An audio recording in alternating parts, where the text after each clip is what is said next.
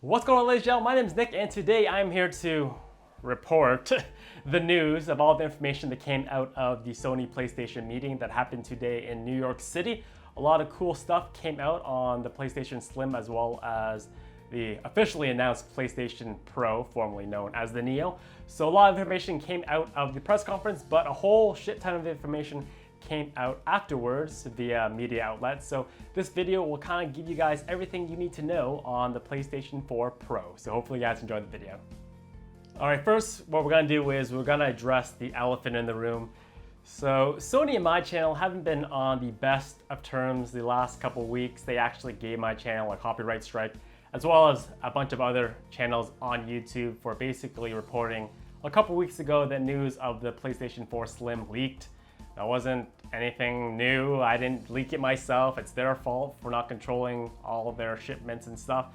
But basically, they wanted to censor on YouTube all the information of the leak everywhere, except for major news outlets such as Machinima, IGN, and GameSpot.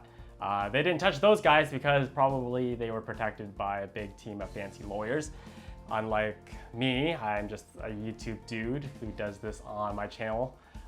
It's a solo gig, so basically if you weren't a big news corporation, Sony gave you the big copyright D in the form of a copyright strike. So anyway, so that strike got lifted, and I'm gonna keep reporting the news, god damn it, no matter what they try to do.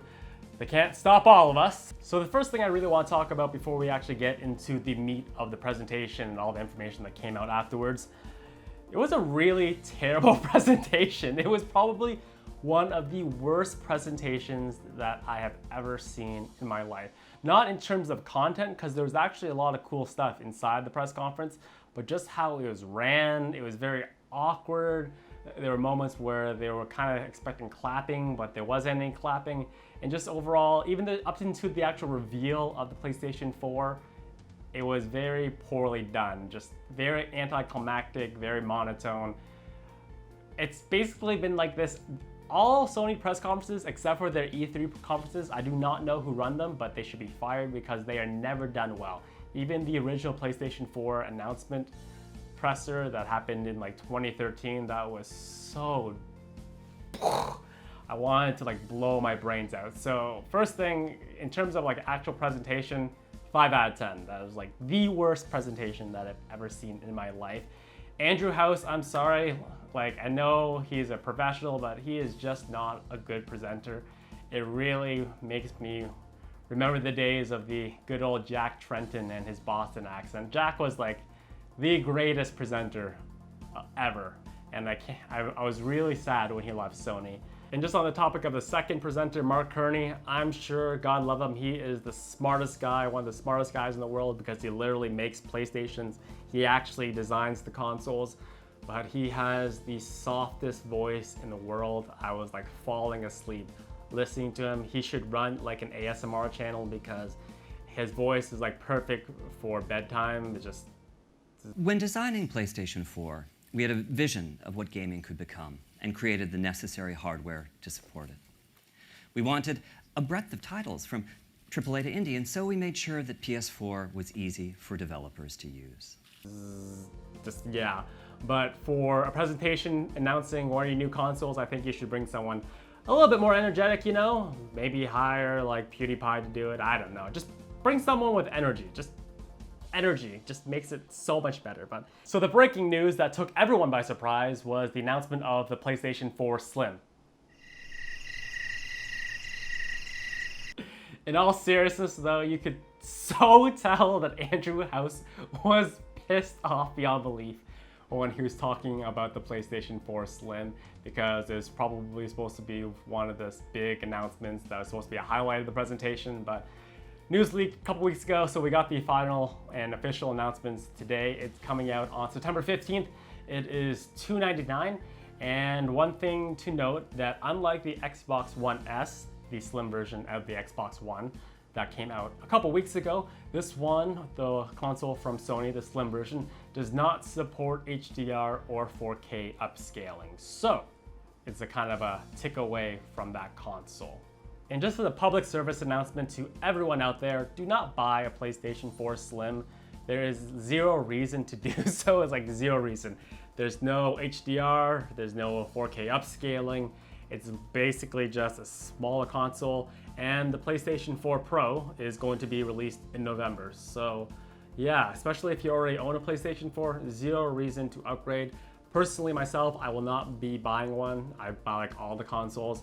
The only way that I will actually get one to a box if for some reason Sony decides to stop hating on me and they actually send me one. And that's probably not gonna happen. So I can say it wholeheartedly, do not buy a PlayStation 4 Slim regardless if you own a PlayStation 4 or not. As stupid as this might sound, the PlayStation 4 Slim is something that's not actually for consumers. And what I mean by that, as dumb as that sounds, is it's not made for something for you to buy. The reason why they're made slim is to save the manufacturer, in this case Sony, money. Costs of plastic, chips get smaller. It just saves those companies money to make slim models. In this case, like I said, with the PlayStation 4 Pro coming out, if you're already a PlayStation owner, zero reason to upgrade, so don't do it. All right, so after a couple of tech demos showcasing the 4K upscaling capabilities of the PlayStation 4 Pro, we got into the meat of the presentation, which is the actual console, its announcement, price, release date, and all that kind of stuff. So the console is coming out on November 10th of this year, and it's going to be $399, $400. That extra dollar makes you think it's cheaper. It's a scientific thing, I don't know. Probably one of the most unimaginative design for a console. It literally looked like two PlayStation 4s that were stacked on top of each other, and the internet was basically having a field day with its GIFs and memes. Some said that it looked like a Big Mac PlayStation 4, and I am all with that. It's not the prettiest thing, it's not the most imaginative thing, but it's what's on the inside that counts. So let's talk about specs. All right, so let's just nerd out here for a second and go over some specs. For CPU, it's going to be running with an AMD 8-core x86 Jaguar processor. For its GPU, it's actually going to be doubled from the original PlayStation 4 at 4.2 teraflops. In comparison to like a comparable dedicated graphics card that you find in gaming PC, that's about the same as a GTX 1060, about there, around there. So not that bad for a low box. And then you have all the other boring stuff: external dimensions, weight, communication, input, output, power supply, power consumption, operating temperature. It does support 4K upscaling as well as HDR. One thing to note though, and this kind of pissed off a lot of people on the internet, the PlayStation 4 Pro does not support 4K Blu-ray playback. And it is kind of a mindfuck moment that really doesn't make much sense if you think about it, because Sony was the company that really pioneered and put forth the Blu-ray as the next generation of format coming from the DVD. Originally, Microsoft countered with the HD DVD. That didn't take off, it just died. So basically Blu-ray took over. And for them not to support 4K Blu-ray on their flagship device, gaming device, it doesn't really make much sense to me personally. The only thing that I can think of is that it was just a decision to keep costs down. And maybe it was just a decision, maybe it would have cost us like 20 bucks more if we wanted 4K Blu-ray playback.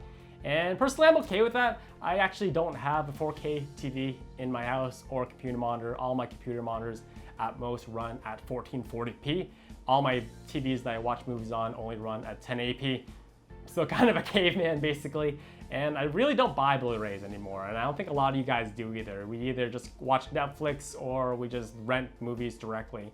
But it's just something to know, especially since the Xbox One S does support it, and that's not even the Scorpio, that's just the Xbox One S. So, and just as we're on the topic of 4K and 4K upscaling and HDR support, so there was actually also a list of games that are going to be backwards compatible and work on the PlayStation 4 Pro, even though for some reason Sony calls it forward compatibility for some odd reason. So some of the most popular games, such as the newest Uncharted, Uncharted 4, A Thief's End, The Last of Us, Call of Duty, they will be compatible with the PlayStation 4 Pro for 4K upscaling and HDR support. The entire list, I'll either put it right here or you'll find it in the description. So there are 10 games that have been officially announced to support the HDR and 4K scaling of games that have already come out.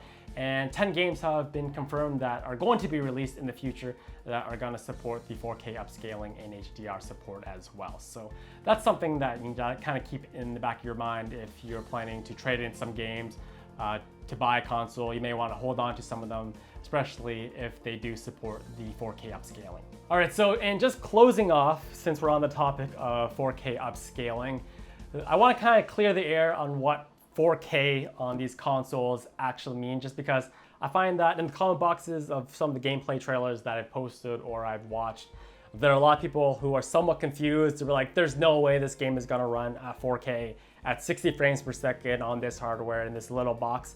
And you would be right, because I've said it multiple times, these games are going to be upscaled. What that means is they're not going to be running natively at 4K. They are just going to be upscaled to the screen's format as well with the HDR support. And upscaling is something that is not new. It's been around for a while. The PlayStation 3 never supported, I don't think 99% of the games on PlayStation 3 actually never ran on 1080p. They were 720p, just upscaled to 1080p. And a lot of Xbox One games, this generation Xbox One games didn't run at 1080p either. They ran at 980 or 720 and then just upscaled to 1080. So upscaling is something that has just been around for a while. I have no doubt in my mind I would be willing to put a whole ton of money that the Xbox Scorpio will not be running games at 4K natively next year either, even though it's kind of predicted that it is going to have 4K or better hardware to run in comparison to PlayStation 4 Pro. It probably will have better hardware, but yeah, it's not gonna happen. 4K on a console, it just could not happen with technology the way this is. Even like high-end PCs, mid to high-end PCs don't run 4K games that well, so you can't expect a box to do so either. So you're gonna get upscaled, and that's what we're gonna live with, at least probably until the next Xbox 720 or the PlayStation 5.